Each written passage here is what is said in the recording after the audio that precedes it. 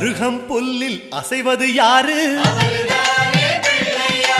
அறிவை விருத்தி செய்வது யாரு? மண்ணை குழைத்தால் வருவது யாரு? மண்ணை காக்கும் சாமியும் யாரு?